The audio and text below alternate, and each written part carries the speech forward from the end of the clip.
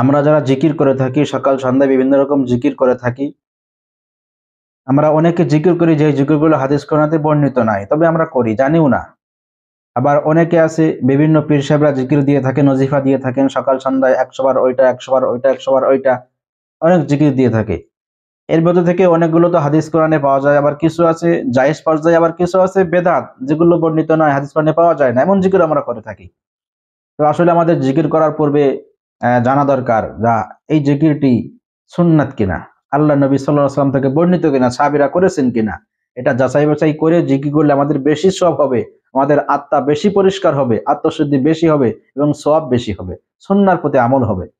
তেমনি একটি জিকির আমরা আজকে আলোচনা করব, সেটি হলো আল্লাহ নবী সাল্লাল্লাহু আলাইহি ওয়াসাল্লাম বলেন, যে ব্যক্তি সূর্য ওঠার পূর্বে এবং সূর্য ডোবার পূর্বে 100 বার বলবে সুবহানাল্লাহ, তাকে 100টি উট আল্লাহর রাস্তায় জিহাদের ময়দানে দান করার চেয়ে বেশি সওয়াব দেওয়া হবে।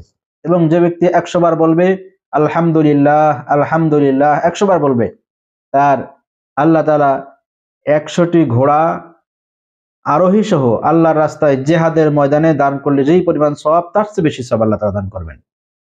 এবং 100 বার আল্লাহু আকবার যে ব্যক্তি পাঠ করবে, আল্লাহ তাআলা তাকে 100টি কৃতদাস মুক্ত করার, 100টি গোলাম আজাদ করার সওয়াব দান, তার চেয়ে বেশি সওয়াব দান করবেন।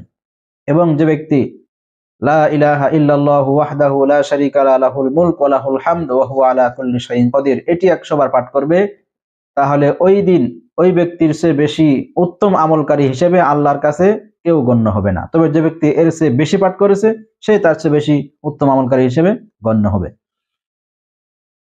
এবং এছাড়াও আরো 10টি গোলাম আজাদ করার সওয়াব হবে, এবং তার 100টি নেকি লেখা হবে, 100টি গুনাহ মাফ করা হবে, এবং 100টি মর্তবা আল্লাহর কাছে বুলন্দ হবে, মর্যাদা আল্লাহর কাছে বৃদ্ধি পাবে। সুতরাং এই কয়টি জিকির, 100 বার সুবহানাল্লাহ, 100 বার আলহামদুলিল্লাহ, 100 বার আল্লাহু আকবার, আর 100 বার লা ইলাহা ইল্লাল্লাহু ওয়াহদাহু লা শারীকা লাহু লাহুল মুলক ওয়া লাহুল হামদু ওয়া হুয়া আলা কুল্লি শাইইন কাদির।